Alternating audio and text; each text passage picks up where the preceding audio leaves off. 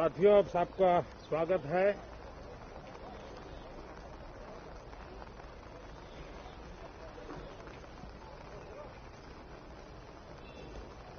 और मैं आशा करता हूं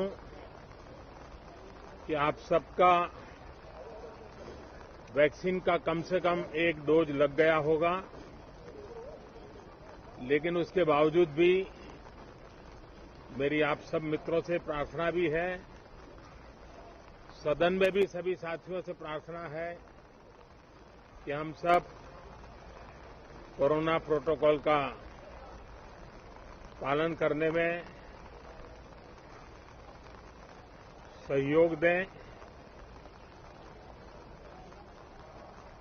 अब ये वैक्सीन जो है बाहू पर लगती है, और जब वैक्सीन बाहू पर लगती है तो आप बाहुबली बन जाते हैं और कोरोना के खिलाफ लड़ने के लिए बाहुबली बनने का एक ही उपाय है कि आपके बाहू पर वैक्सीन लगवा दीजिए। अब तक 40 करोड़ से ज्यादा लोग कोरोना के खिलाफ लड़ाई में बाहुबली बन चुके हैं। आगे भी बहुत तेज गति से इस काम को आगे बढ़ाया जा रहा है। ये पैंडेमिक ऐसी महामारी है जो पूरे विश्व को अपनी चपेट में लिया हुआ है, पूरी मानव जात को अपनी चपेट में लिया हुआ है। और इसलिए हम चाहते हैं कि संसद में भी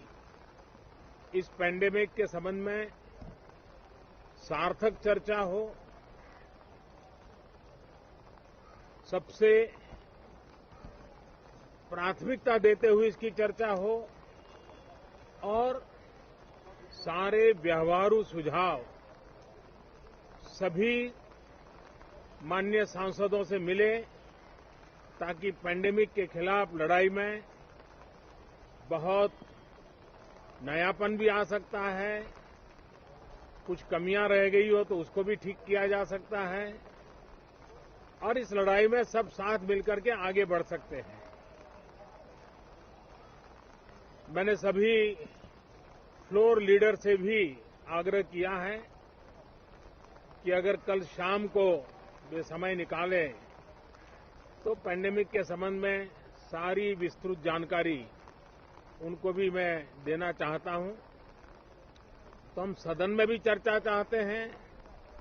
और सदन के बाहर भी सभी फ्लोर लीडर से, क्योंकि लगातार मैं मुख्यमंत्रियों से मिल रहा हूं, अलग अलग फोरम में सब प्रकार की चर्चा हो रही है, तो फ्लोर लीडर से भी मैं चाहता हूं कि सदन चल रहा है तो एक सुविधाजनक होगा तो रूबरू मिलकर के उसकी बात होगी। साथियों, ये सदन परिणामकारी हो, सार्थक चर्चा के लिए समर्पित हो, देश की जनता जो जवाब चाहती है वो जवाब सरकार को देने की पूरी तैयारी है। मैं सभी माननीय सांसदों से, सभी राजनीतिक दलों से आग्रह करूंगा कि वो तीखे से तीखे सवाल पूछें, धारदार सवाल पूछें, लेकिन शांत वातावरण में सरकार को जवाब का मौका भी दें, ताकि जनता जनार्दन के पास सत्य पहुंचाने से लोकतंत्र को भी ताकत मिलती है, जनता का भी विश्वास बढ़ता है और देश की गति भी तेज होती है प्रगति की। साथियों, ये सत्र अंदर की व्यवस्था पहले की तरह नहीं है, सब साथ बैठ करके काम करने वाले, क्योंकि करीब करीब सबका वैक्सीनेशन हो चुका है। मैं फिर एक बार आप सभी साथियों का बहुत बहुत धन्यवाद करता हूं और आपसे भी आग्रह करता हूं,